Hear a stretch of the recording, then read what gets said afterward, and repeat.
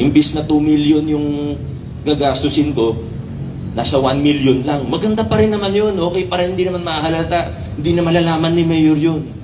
Paligay na lang natin yung 1 million, imbis na 2 million. Yung matitipid na 1 million, pagkatian na lang natin. Bigyan kita ng konting alam na natin yung nangyayari. Pakinggan po natin ang mensahe ng ating punong lungsod ng Pasig, mga kasama. Palakpakan po natin Mayor Vico Soto. Magandang umaga sa ating lahat. Isang malamig-lamig na umaga. Nandito na. Parang late pumasok ang malamig na hangin ngayon.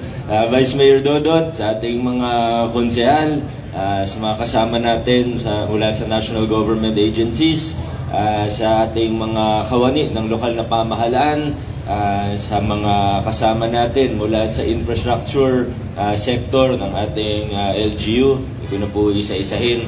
Alam nyo, nung Sabado, di ba, nag-inaugurate tayo nung Thursday ba yun? Sa rainforest, sa may bunga rainforest. Hindi ako nakapag-ikot eh. Bumalik po ako nung Sabado. Inantay ko naman, hindi masyado marami yung tao kasama si Sir Patrick ng rainforest natin. Nakita ko kung gaano kaganda yung ginawa natin. At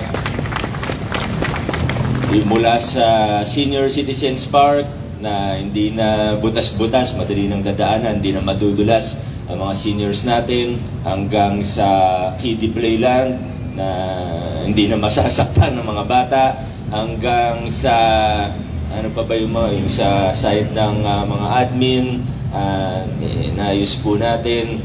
Pero alam niyo, yung nakita natin, yung Impact Park, bago naman po yun. Pero ang nakakatuwa, siguro dalawang bagay kung bakit masasabi natin na ngayon mas gumaganda yung mga proyekto natin kumpara sa dati. At yung mga, lalo na yung mga nakapag-handle ng medyo malalaking project, yung mga building, siguro makikita niyo naman mas maganda yung ginagawa natin ngayon at sa mas murang presyo pa. Diba? Yun naman yung maganda sa ginagawa natin ngayon. Pero nakita ko po, habang nag-iikot, kausap ko din yung mga kasama natin sa end user at pati naman kayo. Dalawang bagay po, kaya mas maganda yung mga proyekto natin ngayon pagdating sa infrastruktura. Marami pa tayong kailangan ayusin. Don't get me wrong, marami pa tayong kailangan ayusin. Pero bakit mas maganda yung mga finished product natin ngayon kaysa noon? Dalawang bagay po. Una, mas maganda yung sistema natin ngayon para sa konsultasyon. Yan ang isa. Laging sinasabi sa akin ng mga end user noon na dati, nagugulat na lang sila, may pinapagawa na sa opisina nila, may pinapagawa na na hinahandle nila, na hindi sila nakonsulta sa specifications, sa sukat, sa anong mga features ang kailangan ng isang building o anong kailangan na nandun. Kahit sa loob ng engineering mismo, di ba yung problema natin nung una, hindi nag-uusap-usap. Ang flood control, hindi na ipag-usap sa horizontal, etc. etc. Papatayo ng building, kulang yung electrical, alam niyo naman po yun. Ngayon, baka nangyayari pa rin, pero hindi na kasing, konti na lang, kumbaga. Maganda na yung communication within the engineering department at maganda rin yung komunikasyon natin pati sa mga end users and other related offices. Sa ibang opisina, hindi lang naman isa ang gagamit, sa ibang building, hindi lang isa gagamit. Pati coordination with building official, kahit papano, kailangan man ayusin, mas maganda na po ngayon. Kaya ang nagiging end result ay mas maganda, mas mataas ang kalidad, at mas angkop yung ginagawa natin dun sa pangailangan ng end user. At isang patotoo na po dyan, yung bagong inaugurate natin sa May Bunga Rainforest. So, congratulations Engineering Department, sa buong infrastructure sector natin dahil dito. Yung pangalawa, dahil na rin, siguro bunga na rin ng magandang consultation process natin and communication na mas maganda po ngayon, ay umaayos din po yung implementasyon natin. Ano pong ibig ko sabihin? Alam naman po natin noon, kasama na rin yung pag-aayos natin ng procurement, at paglilinis natin, pag-housekeeping natin sa lokal na pamahalaan. Alam naman po natin yung kalakaran noon na sagad lahat ng bid price, 99% or more, sagad sa ABC. Ngayon, nagbibid, bumababa yung presyo, At dahil kasama yung end user hanggang sa monitoring ng implementation, construction natin, ay nagiging mas mataas yung kalidad. Pero kailangan mag-ingat din po tayo. Siguro ito yung isang kailangan tingnan din ng leadership natin sa engineering. Dahil yung pinakamalalaki na ayos natin, yung sabi ko yung sa proseso po natin, naayos na po natin. Ngayon naman po, habang naglilinis, nag-aayos po tayo, mag-i-evolve din ang pagpapakilala ng pagbabago. Laban yan. Hindi po porket naayos na natin ng 3 years, ay wala nang magiging problema sa susunod. Alam naman po natin, hindi naman po lahat ay aligned dun sa ginagawa nating pagbabago. Kahit sa lokal na pamalan, aminin natin o hindi. Pero ang magiging danger po ngayon ay dahil open bidding tayo, makatotohanan yung bidding, meron pong ibang mga kontratista, dinadive nila yung presyo. Ano ibig sabihin yan ngayon? Halimbawa, 40 million yung ABC natin. Kung dati, automatic 39 million kaagad or more ang magiging contract price natin. Ngayon, dahil open bidding, dahil makatotohanan, transparent yung ginagawa natin, minsan may nananalo na 35 million. Minsan may nananalo na 30 million. Pero minsan may nananalo ng 20, 25 million. Minsan nangangalahati yung contract price sa ABC natin. Ngayon, kung kaya nila gawin sa ganung presyo, kaya nga open bidding, yun po yung batas natin. Hindi po tayo nag-invento niyan, sumusunod lang po tayo. Kung kaya nila gawin sa kalahating presyo, bakit hindi? Welcome po yan. Baka mali yung estimate natin, baka over yung ABC natin. Maganda po yan. Makakatipid po tayo. Kaso, alam po natin at alam doon ng mga project. Sino po dito ay nagpa-project in charge? Taas po ng kamay. Nagpa-project in charge sa mga infra natin. Yan, andyan po sila. Kaya alam nyo po ito. Yung iba, i-undercut nila, magbibid sila ng 20 million, kahit 40 million yung ABC. Siguro kaya talaga nilang gawin yan ng 20-25 million. Pero syempre, ang contractor kailangan kumita niyan. Kaya nga may markup tayo na contractor's profit. 8% minimum. Pero wala naman problema kumita. Kaya nga sila magbibid kasi kikita sila.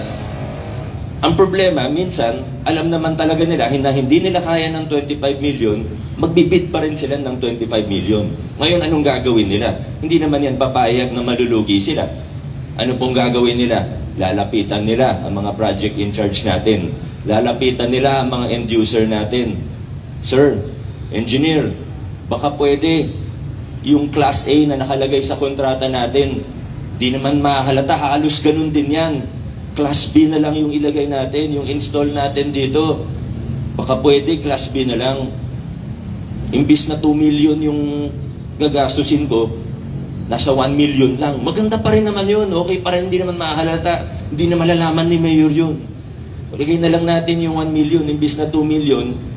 Yung matitipid na 1 million, pagkatian na lang natin, bigyan kita ng konting alam na natin yung nangyayari. At yan yung nangyayari. At sigurado po ako nangyayari yan paminsan sa mga proyekto natin ngayon. Ang pagbabago, step by step. Sabi nga, ang pagbabago para kang tatawid ng isang hanging bridge. Gusto mo makarating doon sa ideal na mundo. Pero kailangan tumuwid tayo mula dito hanggang doon. At habang tumatawid tayo ng hanging bridge na yan, 10,000 tayo na kawani ng pamahalaan, natatawid po doon. Kung hindi 1 milyong Pasigenyo, natatawid po doon. Question of pacing yan, kung gaano kabilis tayo makakarating doon. At nasa sa atin po, kung gaano tayo makakabilis, gaano tayo kabilis na makakatawid doon papunta sa ideal na gusto natin marating. At doon na po tayo sa gitna. Huwag na tayong mag-alinlangan pa.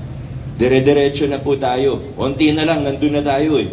Pero nasa atin din po yan kung gaano tayo kabilis na makakarating doon. Bilang mayor, bilang isang tao nagsusulong ng pagbabago, kasama po marami sa inyo, hinahanap din natin yung tamang pace. At inuuna natin syempre yung malalaking kailangan natin baguhin. Pero unti-unti, habang umaayos yung malalaki, ngayon kailangan natin tingnan yung hindi tayo kontento na naayos natin na yung malalaking kickback na 20-30% ay wala na. Ngayon naman, inaasikaso natin, inaayos natin para hanggang dun sa maliliit. At para tumaas palalo yung kalidad ng mga pinapagawa po natin. Sana magkakasama po tayo dyan. At iniwala naman ako na karamihan ay on board dito sa ginagawa natin. At nakikita ko talagang ang ganda na. Unti na lang, nandun na tayo. Ang laki na ng mga improvement na nagagawa natin. Muli po, patunay yung mga improvements natin sa Maybunga Rainforest Park. Yung mga hindi pa po nakakabisita, tingnan nyo po para makita niyo yung mga napagawa na.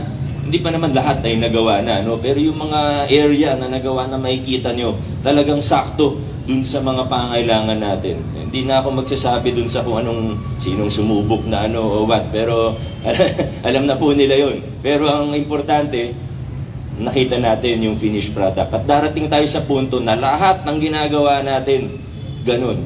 At sana, uli po, sana magkakasama tayo na tumawid papunta dun sa ideal na lokal na pamahalaan. Nandun na tayo, konting lang, magsama-sama po tayo para mas gumanda pa ang serbisyo ng ating pamahalaan. At totoo ito sa infrastructure sector natin at sa lahat pa ng mga sector natin sa ating pamahalaang lungsod. Maraming salamat sa inyo. Congratulations sa lahat ng nakamit ng engineering. Ang ganda, ang dami ng improvement. Nakikita na natin ang mga finished products na napakaganda at nakakatuwa po. At yun po yung testamento sa ginagawa nating pagbabago. Maraming salamat. Congratulations at adjourn na po tayo.